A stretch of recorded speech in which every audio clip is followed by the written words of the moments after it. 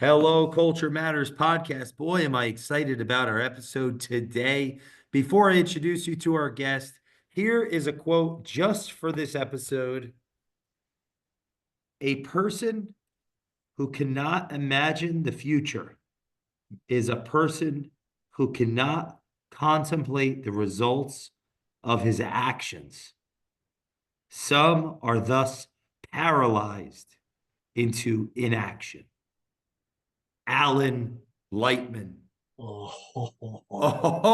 our guest today, a great friend of the Culture Matters podcast. If you can't tell already, steward of culture, a true leader and a supporter of Culture Matters. Actually, if you listen to this show regularly, thank you very much for your service. If you don't listen to this show regularly, I'm disappointed.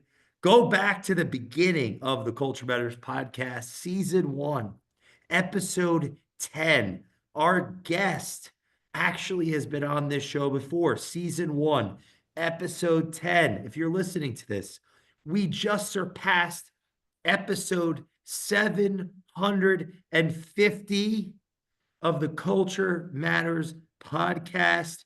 Our guest today is not just a chief marketing officer of a great company, truly a great culture example of values and vision and hard work. I've had the honor of interviewing numerous leaders from PRMG, even one of the founders of the organization, because of this person that I'm introducing you to here today. Background, not just gifted visually and as it relates to being able to draw and connect the dots, but inspire people around the brand, around the image. And I got to shout out our series. We've done 30 Days of Thought. If you don't listen to that on the Culture Matters podcast with Andrew Berman and our guest, the one and only Paul Lucido, clearly you don't support me.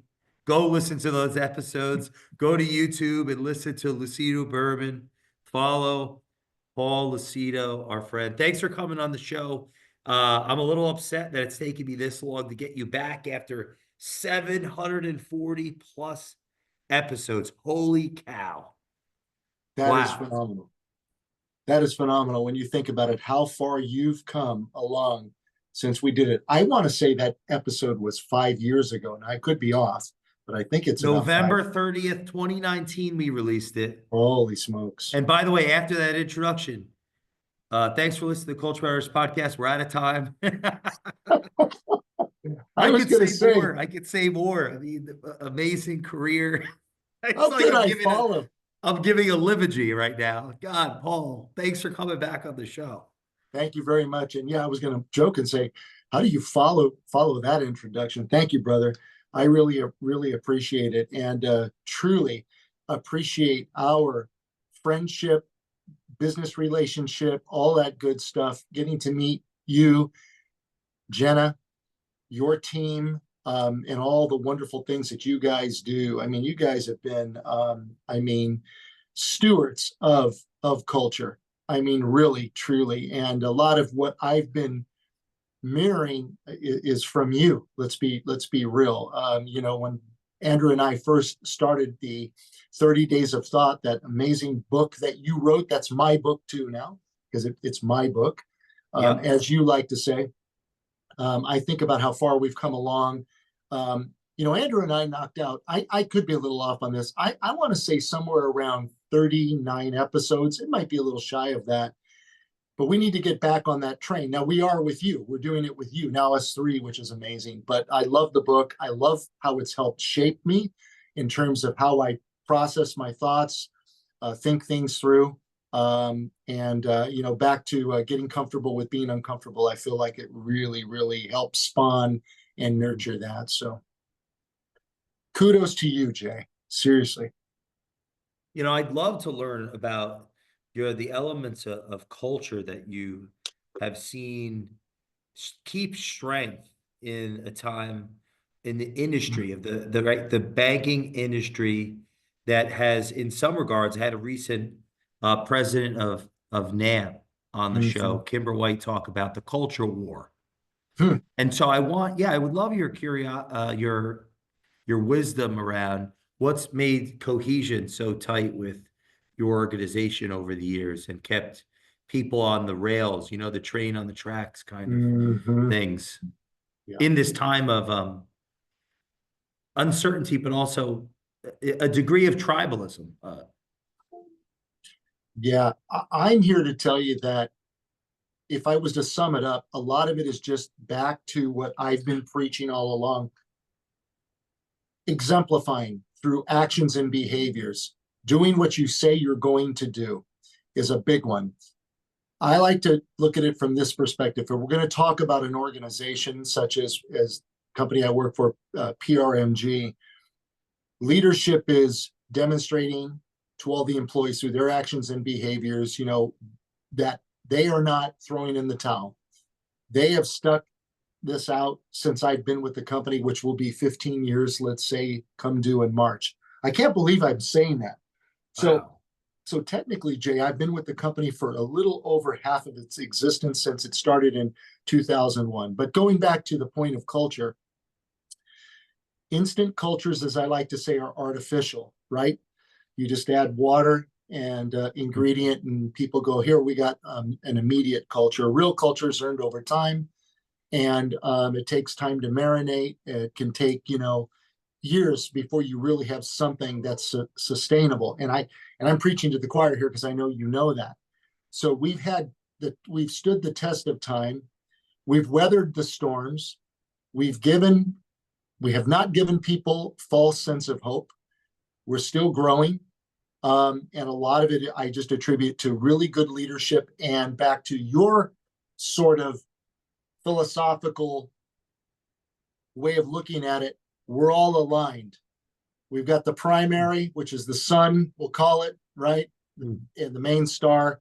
We're all orbiting that, and everybody has got their own independent ecosystems as a result of it, and we're all moving together. So everything leadership does and says affects us directly. PRMG is a real culture. Um, Part of why we have great cohesion is because we are great ambassadors of that culture. Myself, Kevin Peranio now, there are others, Chris Sorensen from the retail side, our own leaders themselves, which is Paul, Robert, Gary, and KP. But I go back to the same thing. Actions and behaviors are dictating everything over a period of time. It's a simple recipe when you think about it,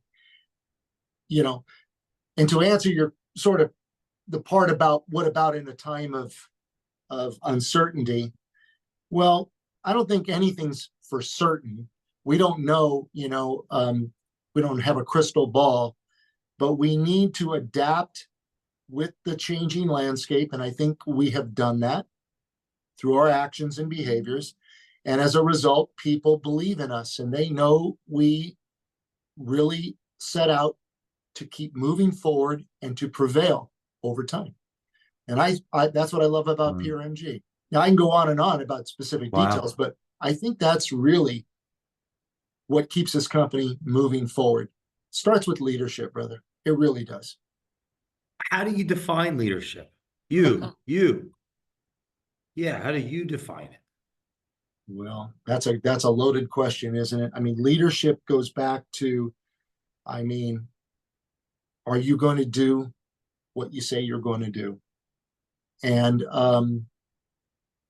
us being able to observe, absorb, and be able to replicate that. Good leadership is not letting your people know that, you don't want to show signs of weaknesses. I think good leadership also has to show that they are empathetic. They need to show that they have the ability, that they're acknowledging that there are troubled times. And while they're going through those troubled times, they are helping demonstrate a path out or a path up. And Hmm. I think that's really important. You know, you have to have tact, show some class, show some resilience. And I'm going to say lead by example is the big one. Demonstrate that nobody is above doing the work.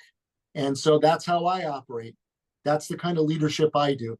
And it's almost to a fault. Sometimes I find myself diving in and, rolling up my sleeves, wanting to play top chef only because I can, and then realizing maybe I really shouldn't do it.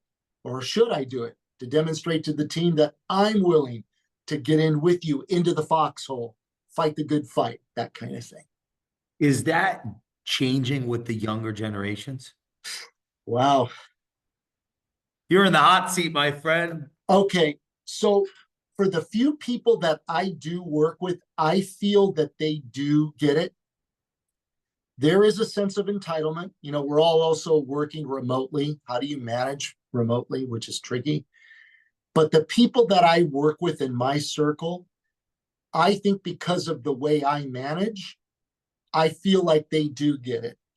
And I feel like they're trying to demonstrate that they're worthy of that. Being, I'm not self-entitled. If I, go by holistically what I read and what pops up in my feed all the time, you would think that the world has just gone in a whole different direction, right? You brought up Alan Lightman earlier, which, by the way, I really appreciated you bringing Yeah, up. and I want your opinion at some point on that quote I specifically. need But yes, to Alan Lankman. I need to rethink that quote a little bit. But the reason I brought Alan into it is because he's older, right? He's probably 10 years to my senior. But what we have in common is we both came from a point in time, a place in time where, the life wasn't quite so hyperbolic as it is right now. Everything right now is at such a quick clip. We use words like the speed of business. If you're in business, everything has to be at the speed of business. And I get it. But I also feel like sometimes we need to take a step back, take a pause, and observe and be present, and also be willing to, understand where other people are really coming from. And it takes being a good listener, a really truly good listener, to understand where these millennials might be coming from, or even what is it? Is it Gen Z? Is Gen Z? We got Gen X. Yep. Yeah, I think it's Gen Z is the next youngest, right? Do I got that right? I think I do. Under millennial, yeah. And I'm gonna Yeah. look And it then up there's while the you're Gen Xers, which are just before the baby boomers, I believe. So being a baby boomer, yes, I'm a baby boomer. But I was at the tail of it, which means, just before it changed to Gen X, gives me a little bit of an advantage. I feel like I see it from both sides, But for me, I want to give credit where credit's due. The people I work with do get it. They work very, very hard. Hell, my son is a Gen. I think he's a Gen Z, I believe. I don't think he classifies as a millennial, and he totally gets it. He works probably harder than anybody I know, and comes from a place where there is no entitlement, because that's how I raised him. My daughter the same way. But others that I've worked with in the industry, I feel that I've met, I think are coming from the right place. And how do we get them to come from the right place? We have to demonstrate that this is the way you need to roll through our actions. Don't be judgmental. Demonstrate through the work. Show them that you're willing to get in there too, that it's not easy. It's going to be tough. Here's how you weather the storm. Here's Do you how think roll that with the generate punches. younger generations, they want to see that more than even the past? The ones that I talk to, Yeah. that I engage, do. Now, are they just patronizing me or placating me? Oh, he's the old guy. Let's tell him what he wants to hear. Possibly, but I feel like the ones I've really come across really want to learn and really want to be better and really want to learn from their mentors, which brings me to this. Mentorship is really important to me. I spoke about it in my prior, I think you and I spoke 5 years ago about it. I think don't forget the mentors in your life. Don't forget where you come from. There's something to be gotten from talking to these people and learning. And so, I think that it goes both ways. I need to be flexible enough to understand that the way of life is changed. So don't be so rigid and stuck in your own ways. At the same time, be willing to share some wisdom and some past experiences that might help shape the opinions and perceptions of the younger generation. I got to ask, because it's maybe 5 years and a month or 2 months Mhm. since our last recording. Mhm. What happened with the time? Wow. Yeah. Well, there's a lot of repeat over time, doing the same thing day in and day out. We both know that. The upside, depending on where you're asking, if you're asking me from a personal perspective or, business, from a business Just perspective, to put in the perspective right now, it's kind of hitting me like, holy cow, 5 years is when we did that episode. yeah, what's changed, right? 5 years. Yeah, that's a lot. It seems like a long, long, long time. It is. 5 years is 5 years. I mean, look, Like I would have thought I would have quit this thing by then. and it's interesting that you say that, and that's not an unfair thought. I think that is fair thought. But what it demonstrates is you had so much passion. What you did, you didn't quit on it. You improved upon it. I think I've improved. What was the big tagline? Get comfortable with being uncomfortable. I think that was one of the biggest ones that we had to deal with. Was that, And and we recorded it right before the pandemic. we sure did. We sure did. Holy And cow. PRMG survived it. We had 2 real good years in that as we continue to grow, right? I'm just talking business here.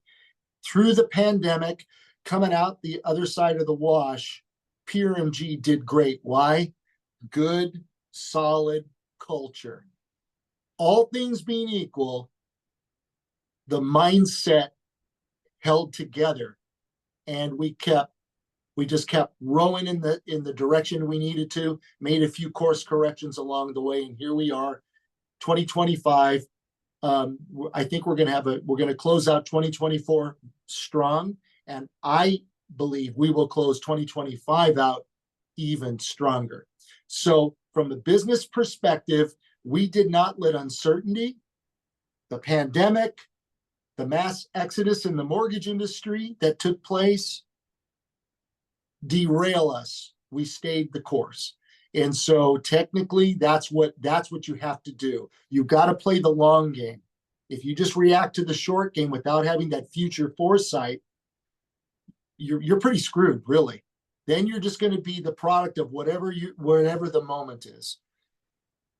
So to me, I really feel like, yeah, it's been 5 years for both of us. You've clearly grown. I've grown old. Well, probably yes. No, But you really don't look that much older. good. And Yeah. I'm going to tell you, Yeah, it's great. you look very good with the beard and the goatee. Well, I tricked everybody because I let myself gain a little weight and then I cut some back. How that helps, right? How that helps. Listen, when you're looking good, it makes you feel good. It all plays hand in hand. I totally But for get the it. listeners that don't have any concept of the mortgage vertical, that the mortgage industry has gone through some paradigmatic shifts in the last 2 years. Can you like elaborate on a little bit of that and why you think your organization of the many, many, many is getting momentum going into the 2025 when many are on the bottom of the sea right now? I think it's because we've maintained a strong presence. And when I say that, I don't just mean with advertising, which is the world I came from, right? The old Mad Men kind of way of thinking. We have a lot of social media presence going on. We have demonstrated we truly care. Kevin, for example, let me highlight him for a minute, doing the last word, KP Talks. He has become a great ambassador of our company, of keeping his finger on the pulse with what is going on economically. And that touches the secondary market. It touches, just, gross national product. I mean, he gets into all kinds of things, right? I feel like there's something to be said about that presence. I also feel like PRMG was always kind of this, we called ourselves the little engine that could, which now we've grown into a formidable company. I mean, we're still, oscillating in the top 10, which is really good. But how did we get there? I think it's back to what I've been saying all along. The top 10 of all of them? Of all independent mortgage bankers out there. We got to keep clear that we That are. was a good humble brag.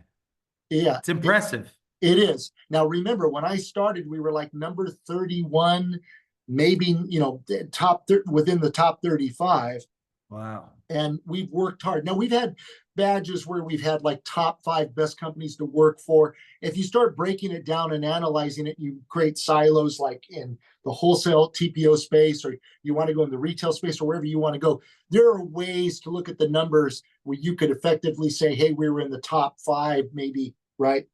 But from a more 30,000 foot perspective, PRMG has maintained a pretty solid position. I go back to the same thing. We have a good leadership. Our leadership is very involved. They're very accessible. I mean, these guys work really hard. Therefore, that demonstrates to the rest of the employees, they're just not kicking their heels back, and leaning in their chair. They're putting in the time. So why is PRMG growing? For some weird, I don't know how you would describe it. There are other companies that are competitors that kind of root for us a little bit. They want to see us do good. We've made a lot of friends in the industry. I have a lot of friends in the mortgage space. When I do the NAM function, or we go to AIM, or wherever we go, Mastermind, or wherever it is, I feel like we're very well received, because I think people perceive us as really doing the best we can.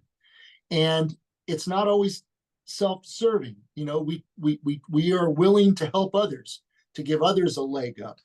I don't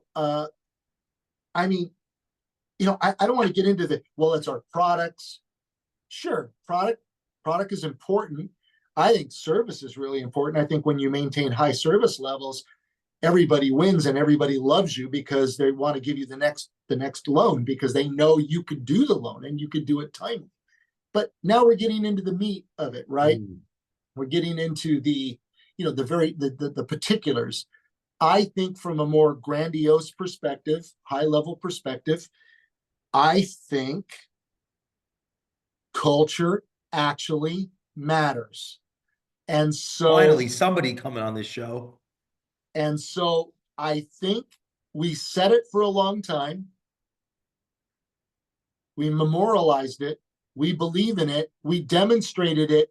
And others are talking about it too. I hear more about culture now than I ever did. But if I go back into time, if I go back 5 years, we were talking about it, and we were discussing the importance of it as it being the great separator. So very possible that the reason we might excel past a few other companies is because we're actually practicing what we preach. That's what I think. Because if I leveled it all out, let's be real. If I say all things being equal, we all sell the same product, we all have approximately the same levels of service, why do you gravitate to one versus the other? I'm going to say it's the people. It boils down to people. We are a people business. I argue this point all the time. If remote is all that in a bag of chips, and by the way, I didn't make up that saying. My buddy Chris always says that all the time, Chris Sorensen. You're not all that in a bag of chips. Why do we go to the conferences, and why are they so well attended? It's because as humans, we need that. We need to coalesce. We need community.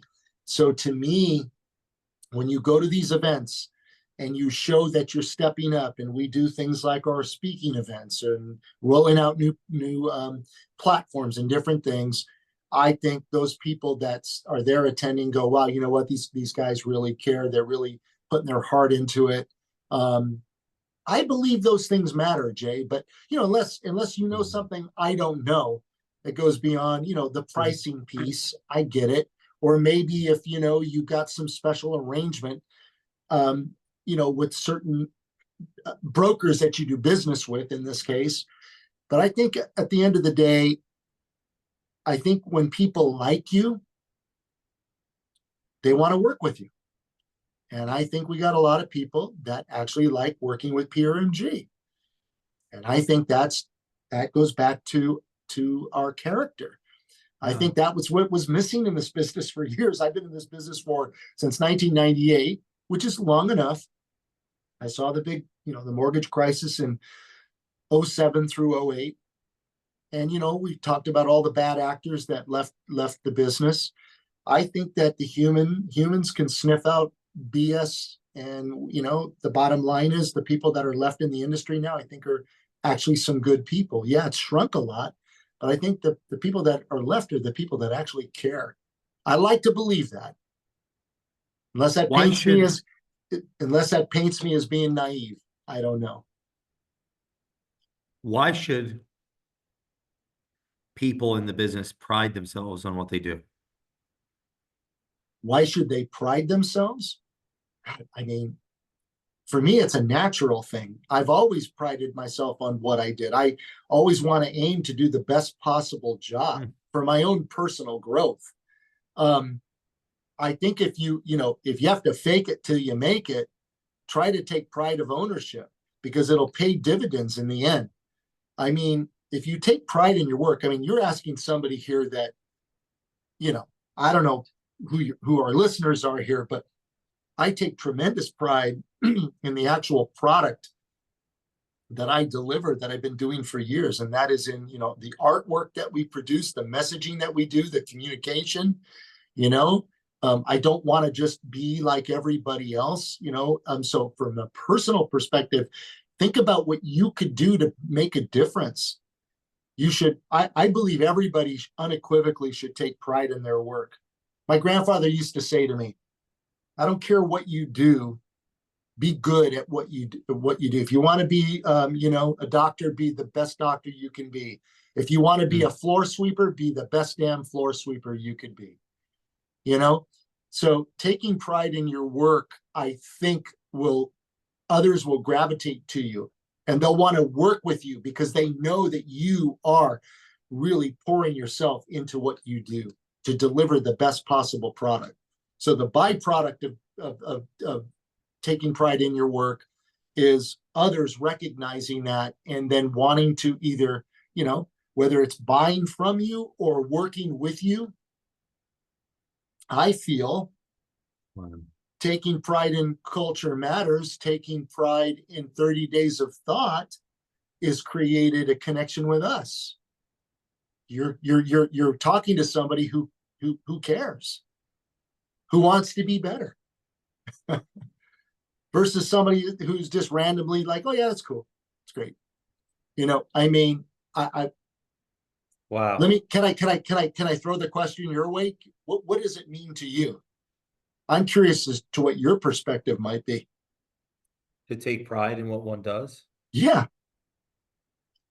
It makes me think of this personality transformation course I'm taking right now on the Peterson Academy.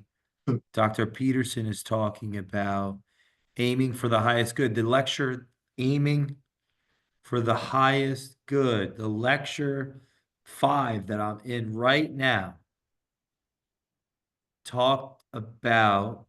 talking about, we tell our kids, it doesn't matter if you win. And maybe that's the kid might say, what do you mean? They don't get it. But he was using the analogy, no, there's the game we're playing, like we're winning or losing, but there's how you play the game speaks to the highest good. That's what when you talked about your grandfather, That's what I thought about immediately. There's two games we're playing. There's the game, win or lose. That's what we're doing, what we're playing. We're trying to win. We're going to beat the competitor. But there's another game. There's the game of all games based Mhm. on how we play.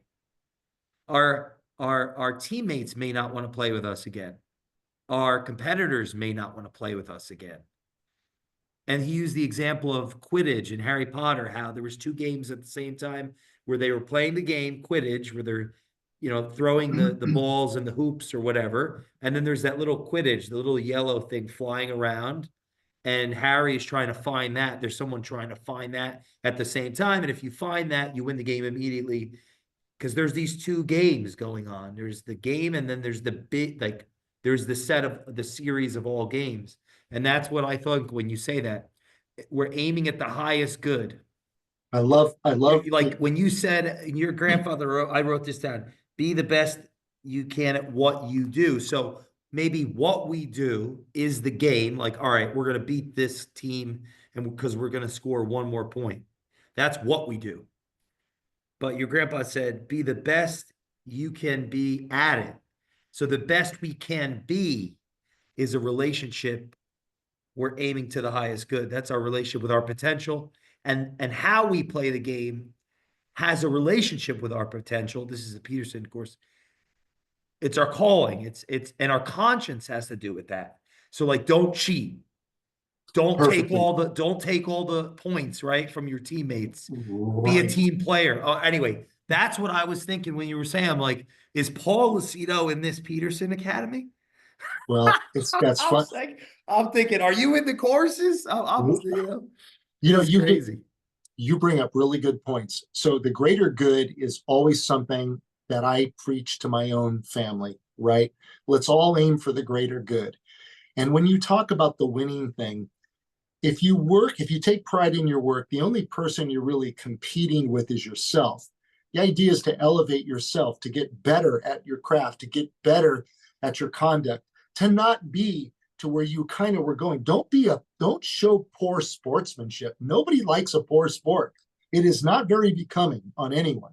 So to me, the idea is, there's that book that Christine Beckwith was part of, um, Win or Learn. They got the Yeah. lose very, very blatantly X'd off. That's what it's about. The winning part will come based on the actions over time. But if you're only playing to win, I think there's a certain mentality that goes with it. That's kind of winning at all costs. Even if I'm going to be an asshole and I'm going to hurt people in my path, I don't care. All I want to do is win. Okay, that's fine. And I'm not saying that that doesn't work. The other kind of winning is, can I win through the process of just doing the right thing? So I'm a process guy. Don't think for a minute I'm not thinking about the end product. Of course, I'm thinking about what I'm aiming for, but I'm also enjoying the moment of the developmental stages, the interactions, and working with people, and all the things that it takes to get wherever you're trying to get to. And to me, listen, I think everything speaks to your character. I mean, if you're really a tyrant, you're just a pain in the ass to work with, you might be successful, but there'll be a lot of people that probably won't want to really give you the time of day or be part of your team. I think that you need to put yourself in check and say, how am I being perceived? Am I being a good listener? Am I being empathetic? You have to it's a balance of qualities. There's a lot to unwrap in this. This could be just a conversation all on its own right here. But for me, everything you said, we're in alignment. I agree with that. And I agree with it because I am doing those things. I aim for that. And I've always aimed for that. And I think that's how I've gotten to where I've gotten in life, is regardless of what my occupation was at the time, I did everything I could to demonstrate my willingness to learn, to be better, to grow. And also the pride part, I want to do a really good job. I mean, I take pride in my work. I want it to be neat. I want it to be clean. I want it to be thoughtful. And when you live in the world we live in now, where everything is moving so quickly, it sometimes leaves a lot to be desired for thoughtfulness. It's like, just let's just get it done. Let's hammer it out. Let's keep moving. Yeah, I get it, but that kind of almost destroys the process, the enjoyment of, hey, Wait, you mean Jay, ChatGPT can't have this conversation for us? hey, listen, I got to tell you, I've been engaging it. I'm learning how to use it. I leverage it too. I'm smart enough at this point in my life to go, I can't ignore it. What I got to Oh, do is hit it. absolutely. I got to Yes. hit it head on. Listen, remember the calculator when it came out? I think it was Texas Great Instruments. point. Okay. And it cost a ton for a calculator. And then finally, over time, calculators got cheaper and cheaper, and they can do it. Now your phone can do everything. Just think of it as another tool.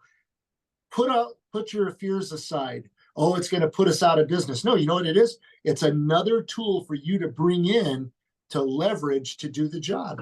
I was a draftsman for years. I worked on the boards. I could draw. Wow. That's a gift that I could still do, right? But then eventually CAD came in, computer aided design.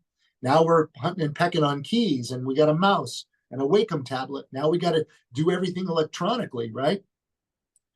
But if you have point of origin and you understand how to draw and you understand how things are made, all you're doing is you're just taking this medium. Now you went from a paintbrush to a mouse, or excuse me, from a leaded pencil to a mouse. And I feel like that's all Chat GPT really is. I'm not afraid of it. I think we just need to get over the hype and just learn how to use it to our avail, whether it's writing, whether it's, problem solving. I'm an artist at heart, Jay. So, for me, it's never going to take away the art part, because I'll always be able to produce whatever art I want to produce,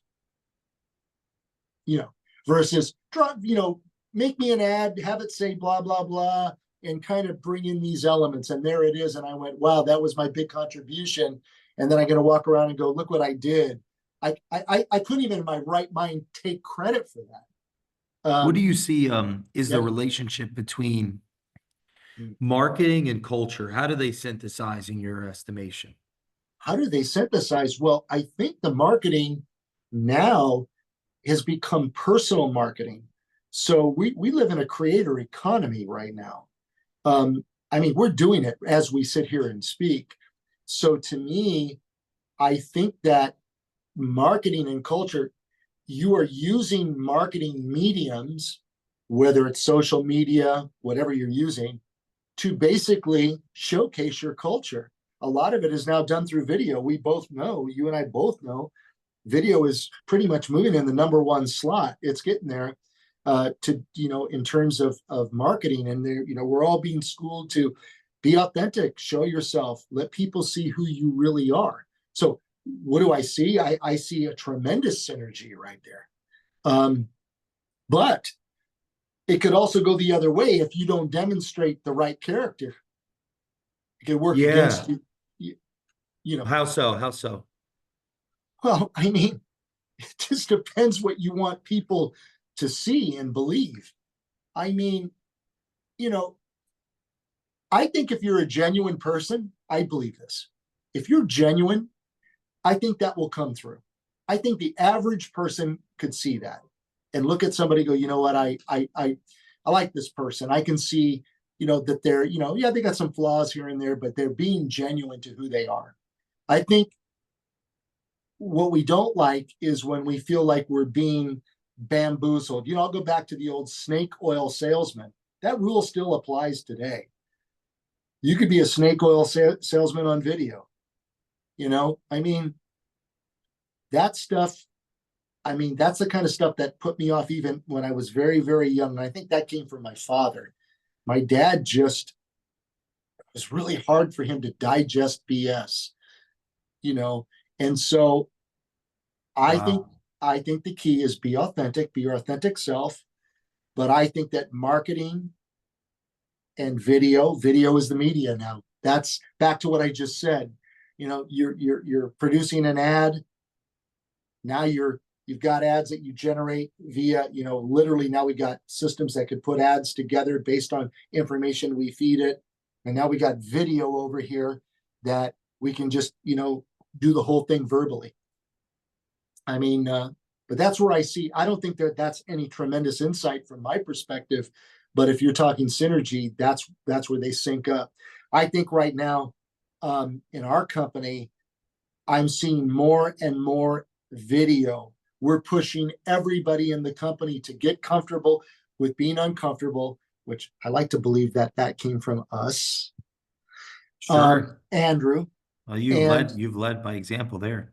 I think we were saying that well over 2 years ago or so, or more, and everybody's being kind of shepherded into doing that now. Get on camera. Don't be embarrassed. Don't be afraid. You look the way you look. It is what it is, and just go for it. And that includes me, because I wasn't sure I was going to be comfortable doing this. And now it just feels like kind of second nature to me. Wow. Well, I would figure it is for you. I feel like I'm not telling you anything you don't already know. Um, you know, It's a different thing to do the monologues. That's been, it's like I did it and then I stopped. yeah. And yeah, that awkward period coming back, it's starting to feel right, but it's like I forgot how to drive a car. Well, the challenge with monologuing is you want to make sure when you're monologuing that you are not, you're keeping some pace to what you're doing so you can keep people interested in what you're doing, right? This is great because there's a dynamic. It's questions and answers. Conversation kind of grows organically depending on where you know, kind of choose to lead it initially. But monologuing, I guess when I do a take five, it's kind of like a monologue because it's just me giving a review on something I read. But I think that's easy for me to do because I'm not talking about me. I'm talking about something I read and how I perceived it, and I'm just giving my opinion on it. Whereas if I'm doing what you're doing with 30 days of thought, if that's what we're referring to here, it's different because you wrote the book and now you are contemplating what you said, and that's a little bit of a different Yeah, animal. there's 30 days of thought, and then there's culture content, which are based on the short videos on Instagram. I'm elaborating on those, like could be 10 to 30 minute conversation myself on that, on my I like notes those, by on the way. that. Well, Sorry yeah, to I was interrupt. wondering if anybody cared or if they're terrible. I mean, No. I'm not the judge of that. And then there's the CEO manual, which I'm going through that Mm-hmm. process. It's a different, I guess, vertical as it relates to monologue. And then I'm doing these Peterson lectures now in each chapter or each rule from the 24 rules of life, like the two separate books, which, but so there's different types of Right. or segments. And that has been, I mean, it's not been like, because it's not been natural because I hadn't done it. Yeah. All right. So let me ask you that. This is interesting to me because, first of all, a hat tip to you and more of being able to manage these different silos. It's a lot. Are you finding yourself leaning toward one more than the other in terms of kind of, you know, and then I guess twofold question, where are you leaning? And then the second question would be, what's driving you to want to do it? Because I mean, I'm very curious, is it just you just is it more I cathartic? just thought about like, in The Simpsons, what's that character that owns the power plant? Oh, I know who you mean, but I don't know the name. Smithers or something Yeah, like I that. know I him. don't know, like Yeah, this I could see his face. with his little, yeah, and he's like got the hands touching the power pose. That's what my answer to the latter. The former is like, how do where am I leaning? It's as of the last few weeks, it's been the culture contents. I got this list of topics to get through, and the manual was tougher to do. And the 30 days of thought, I was in a little rhythm, about Mhm. 32 of them, and then kind of, so it hasn't been like, all right, Monday I'm doing one, Tuesday I'm doing one. Right, It's not even that's not like a natural inclination of mine to do like, all right, one Monday, right. one Tuesday. So and the Peterson, I haven't started yet. I just did the introductory. I did my lecture notes for Beyond Order, Rule 1, do not Mhm. carelessly denigrate social institutions or creative achievements. And I haven't done the lecture yet. I've just done the intro a couple weeks ago, and now where the Jay, where's the lecture? So that would be my answer. And then yeah, the Hmm. reason that I've got things to say about each of these verticals. One is 30 days of thought. A lot of people don't know it exists. Like Okay, so Bubba. you right there. That was a good entry point for me. So it's an interesting thing that we all have the ability to learn, and a lot of us, just learn on our own time. We read, we study, and we keep it all to ourselves.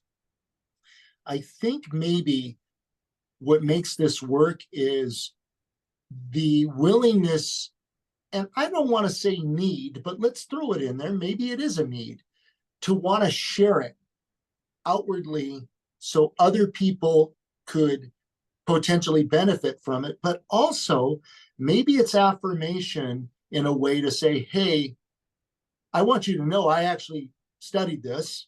I'm working on it. I'm a work in progress. I got opinions. And it almost holds you accountable by sharing it. And that's how what Take Five was doing for me. I love to read, right? And maybe there's people that are interested in what I've read, and others may not be. But by doing the book report like you would do in school, you'd have a teacher that would sit back and say, oh, okay, good boy, Paul, you did your homework. Oh, it looks like it's a nice report. And that's pretty much the end of it. By me doing it this way, I'm kind of holding myself accountable. Did I really ingest the book? Did I fully understand it? And by putting myself out there, kind of kind of affirms what I did and holds me accountable in ensuring I'm going to do the book report. Because there were times I would say, Mm. I'm going to review this book. Like I told Renee Rodriguez, I don't know if you know Renee, I'm sure you do. Yeah, he's been on the show. Yeah. So Renee gave me a book when I was at AIM. It was like one of the last books he had. He signed it for me. He's a very nice guy. I really like Renee. Super nice gentleman. He's a good dude. Gave me the book, and I told him, I said, I'm going to read the book and I'm going to do a report. I still haven't done that yet, but I will do it. It's on my list. The point is, by me telling him I'm going to do it, I'm going to go do it now, right? Sure. And it'll force me to read his book versus, hey, I got this cool book signed. I got one here by Ginger Bell, right? Hey, Ginger gave me a book. Thanks, Ginger. But the Wow. truth is, I will read that book. I will pick out of it what I think is meaningful, and I'll share it. That's good for Ginger, but it's more importantly good for me because it helps memorialize what I did, what I read. I don't know if that's making any sense, but I feel like, Well, yes. okay. Well, yeah, And and if people don't, I mean, the fact of the matter is, if I didn't speak on stages on the subject matter of my expertise, if I didn't go on podcasts that I was invited on to share what I thought about culture, leadership management, then I would be homeless with a ah, podcast. uh-huh. So, right. So the podcast has been a medium for me to learn, like to listen Mm-hmm. and to build I like real relationship in the spirit of Brad. I like to say relationships, That's good. relationships. Yeah. like 30 days of thought, a lot of people don't know it exists. We have you and me, we have a real relationship. So you know it exists. Many of our listeners don't know it exists because I'm interviewing other people about their genius, right? The purpose of the podcast is uncover the genius of our guests. And then the CEO manual. People don't know that I created a 121 page manual Wow. that helps a founder mature into the role of the chief executive officer, breaking down the 3 R's of the CEO: relationships, resources, and reasons is what the CEO provides to an organization, whether they realize it or not. So I'm going through this, my own manual, which I'm answering. It's a 121 pages of questions in a very specific order to so that the recipient, the the purchaser, the student, the authority Hmm. can become more self-aware and Right. self-critical and strategic and more clear thinking. So like I'm on page like 50, I don't know, I have one here. I'm on page 50. It's a mess. If I showed you all the right, because I'm writing in my own, Wow. I'm on page 51 and I wrote all the questions. I created it, but I'm still going through it myself every day or every handful of days. And so like I have to tell people that it exists, number one, and share my own journey. And then of course like I have to believe in the product to sell it. So I'm going through it. And then the Peterson thing is I'm definitely a student of Peterson and his influences. Hmm. And I think a great example of a student because we've really um, commercialized his theories in practice in Hmm. corporate settings in different Right. industries. So like I'd like to honor that relationship and go deep. One of my advisors, Alan Weiss, he's awesome. He said, study 5 authors, pick five. Like one of yours is Alan Lightman for sure. Like pick 5 authors and read everything they ever wrote and be and like and grow with them. So like Alan has 60 something books. So like he's one of mine, not your Alan, but my Alan. I got you. Peterson, I mean, I'm all on him and his so it's like who are your 5 authors? So and then the culture content, I had an idea. I was like, the team is sending me these topics based on SEO and keyword and all this to do for the Instagram. I'm like, Right. I should, and it's only a minute long or less. I should elucidate on these thoughts and then that'll be podcast monologues. So it's been like 60, I think 60, 61 podcasts I've done out of it. But Monologues. you're almost going to create curriculum out of it. It's like what's great about what you're doing is, and believe me, if I was Jordan Peterson or whoever you're taking courses from, they should be elated at the idea.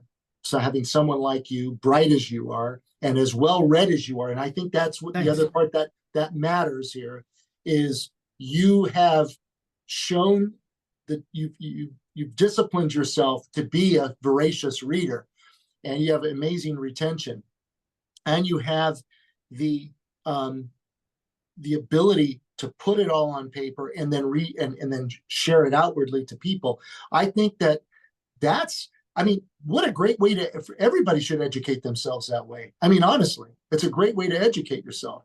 But you are also autodidactic.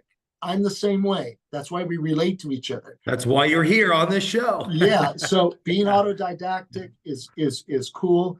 You know, when you mention guys like Jordan Peterson, the circle that you've been kind of gravitating to, my circle, my circle was, and I remember my daughter is the one that brought Alan Lightman to light, no pun intended, Wow. to me. But I was into theoretical physics and quantum mechanics and all those wonderful things that most Wow. that I still don't know anything about really when you look into it. But the Carl Sagans of the world, which is what I grew up with, and then you've got guys like Lawrence Krauss, and then you've got Michio Kaku, and then you've got there are others, and they're in there. And then you got Alan Lightman, who came into that fray. And he was the one, one of my favorites. How could I leave out Sean Carroll? Sean Carroll Oh, is I like him a our lot. Carl. Yeah. Yeah, he's Yeah. our Carl Sagan of today. I think Wow. I know there's the other guy too, Neil Brian deGrasse. Green. Yeah, I love Brian Green. Brian Green for me is where I learned about string theory. And I knew about Brian Green a long, long time ago. Then all of a sudden I realized became this popular guy. He's in his 50s now, right? But he was much younger when I remember. But all those guys, and of course, Neil deGrasse Tyson, I can't leave him out. He's more of a personality celebrity. And there's this guy, Alan Lightman, comes into my life through this little book called The Accidental Universe that my daughter found at a bookstore in Santa Monica years ago. I want to say it was like 2016. It might be that long ago. I got to look at that. And I read it. And all of a sudden, I just loved the way he communicated. And I started to look him up. And before I know it, I'm hooked. And I actually talked to him, Wow. messaging back and forth with him. My dream would be to get an interview with Alan someday. Is he's still with us? Yeah. Yeah, he is. He is. Alan, you're listening to this right He's now. he's What do we need to do to get you on the show? That's yeah, my or if you ever listen to this podcast right now, anybody, get in contact with Alan. Let's get him on the show. because I will tell you, Jay, he's been interviewed by others, and these are not big celebrity influencers. But I've read enough of his books. I've read The Accidental Universe, Searching for Stars on an Island in Maine, which, by the way, is a great book. In Praise of Wasting Time, another great book. And then the other one is Einstein's Dreams. And there are others. There's Mr. G, which I did not read, and there's a few others that he wrote. But I've read enough to have a sense of who he is. His wife's a painter, Jean Lightman. She's a painter. And he has a daughter that graduated from Brown University. He talks about that all the time. But, he's an MIT professor himself. So, this guy is sharp. And he's been interviewed by all kinds of people. He's also not Jordan Peterson. Who's the other guy that Jordan Peterson has had debates with? I know you know the guy. They've debated. Oh, it's escaping me. But anyway, that guy. What's the subject matter? Religion versus science. Typically, they argue. Peterson comes from the religious aspect. Oh, is it Dawkins? Richard Dawkins. Yeah. It is. Yeah. Richard. Selfish Gene. Yeah. Richard Dawkins, and Alan Lightman, and I think Jordan, they've all been together on panels. Wow. So, but anyway, enough of that. But yeah, I definitely. I have a shout out for, are you in the Peterson Academy yet? No, I'm not. I blow your mind. There's a cosmology course. We follow each other on Instagram now. Brian Keating. Oh, yes. Brian Keating. He is in the Peterson Academy for anybody listening to this, interested in cosmology, not hair, the stars. And Brian Keating has an introductory course. I have not yet taken any quizzes or even watched the first lecture yet, but it's on the list. Yeah, there's 28 active courses right now.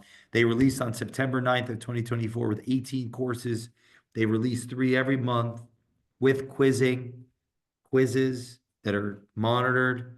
And one of the courses is on cosmology. Yeah, cosmology is great. There is a writer by the name of Carlo Rovelli. Oh, Carlos yeah. Rovelli. And I have one of his books called Cosmic Comics. Again, my daughter got me that one. And I've got another one about reality that he wrote. He is a great writer too. I mean, you know how you are into Nietzsche, right? Oh, yeah. And okay, just kind of parallel that on the other side with where do we come from? How do we get here? Are we all made of atoms and molecules and stardust, etc.? I don't know how I got into it, but I did. And it's been a while since I picked up their books, but it's all there. It's in the back This of is my the big brain. question, though, that's really on everyone's mind. What are brokers made up of different material than retail? Well, how about this? You know, I got the answer. I got the answer. We're all made of they are both made of the same materials, but their molecular arrangement is a little bit different. I guess in closing, for the listeners' sake, where do we go from here? We're going back to the beginning quote. I'm going to read it, and then I want your thoughts here. A person who cannot imagine the future is a person who cannot contemplate the results of his actions. Some are thus paralyzed into inaction. Alan Lightman, Einstein's Dreams. Yeah. So here's the bottom line to that, in my opinion. Oh, Einstein's Dreams. How It's about from that that? book. Yep. Interesting. So I think it is almost our responsibility to be more expansive in how we think. Um, you have to think about the future. Otherwise, you're going to be kind of stuck where you are. To me, the future is something that I think about a lot. Where can we go, right? But also, your actions and behaviors might dictate what that projection in the future might be and what the result might be. So to me, I think this reminds me of one of the 30 days of thoughts that you and I and Andrew talked about making the little micro decisions throughout your day. It had to do with the carpe diem, seizing the Oh, day. yep. Okay. So we all Wow. pretty much have a good sense of, about seizing the moment. You and I are doing it now. We're seizing this day, we're seizing this moment. And there could be byproduct of this as it plays outwardly, rewatching this, listening to it, how it might impact other people, et cetera, et cetera. But for me, I've always, you need to be, it's important to be as expansive as you can. Keep your mind open. Be willing to entertain input, Bayesian thinking, right? The more you're willing to accept new information might help shape what the outcome might be or what might be real today. Let's be honest, man. The more you know, the more you realize you don't know. The old saying, the more you know, the more you realize you don't know shit. But the reality of it is, it's true. It's not a bad saying, because what it means is through discovery, there is more revealing of information. It's being uncovered. It's like, oh my gosh, all this time. And then you move in that direction. That's what theorists do. As much as they hate to admit their theory was wrong, it's better to know now that this is not what we thought. It's time to move on to a new theory and into a new direction. I've learned a lot of that through Alan Lightman. I've learned a lot of that through the Bayesian thinking, primarily through Sean Carroll. He's big on that kind of a thought process. But yeah, I mean, I could not think about the future, but I think that would make me a pretty ignorant person. I think it's important to be thinking about where you're going in life. And then you got to decide what actions and what behaviors do I need to take in order to get to that goal. Did that half-ass answer your question? I think it's profound. It's exactly, I'm telling you right now, it's part of Dr. Peterson's argument in lecture 5. It was talking about Boonswanger and Boss, these two psychologists, are arguing that our perceptions are tied with our goal. I think so. I mean, Peterson talks about this too. Determinism, right? Yeah. Okay. And then we both know a little bit about free will, right? We like to believe we have choice. I believe we do at a certain level, that relative to my conscious awareness, I believe I can make decisions to do certain things. It is argued that there is no free will by the Sam Harrises of the world and others, including Sean Carroll, that if you really dig deep, deep, deep, deep in, this conversation you and I are having has all been predestined and pretty much, it's happening at a level that we're not aware of. Yeah, we're Good all, luck, good everything's luck reconciling. determined. Everything's determined except for the jerks. Except for Right? the, It's like, I'm sorry, and you're a except for jerk. the It's like, jerks. what do you mean? I'm determined. I'm determined. Yeah, And if you funny. believe all that, then you can argue that you're not responsible for your actions. And I don't think that that's fair either. I have mixed feelings. I don't know how to reconcile all that, but I sure find it. Sorry about the chimes. I turned my chime off, but it just won't stop. I can honestly tell you that it's really interesting to hear all these guys. That's why I love these TED Talks. I love to listen to these guys. Oh, I got a guy for you. Oh my God. Let me think of his name. Wait a minute. It should come to me. He's young. He's into particle physics. He's part of the Royal Institute Academy. It'll come to me. I'll have to just private message you on that. This guy, I got it. Harry Cliff. Harry Cliff. He broke down the whole periodic table, and he broke particle theory down. Sean Carroll did the same thing. They both were at the Royal Institute Academy. I love that stuff, man. I was eating that up like candy. There's one for you to kind of, when you get some free time. Good luck with that, getting free time. But Well, that's a question of value, right? What do we value? And so the question becomes, yeah. can we move the show in a direction where we have even broader, right? Even broader base of guests. I'd love to have Carrie Cliff on, Oh, Brian that guy's Keating, amazing. Sean Carroll, Alan Lightman. Let's go. So if you're listening to this episode and you have a passion to serve my wants and desires and needs and Paul's,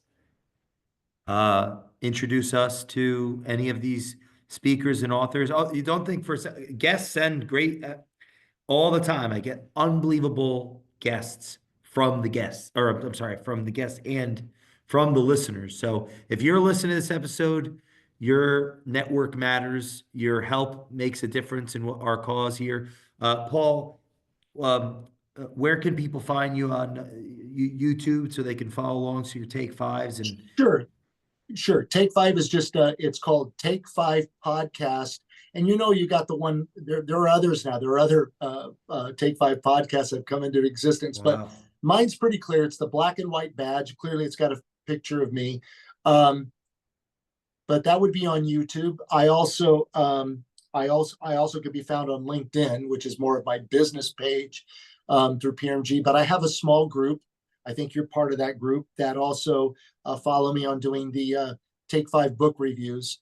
But to your point, I would love, it would be awesome to get some of these guys to gravitate our way. I'll tell you what's great about them. They are ambassadors for the layperson.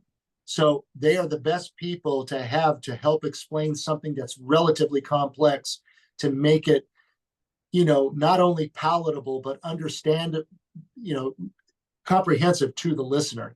And that's what I like about these guys.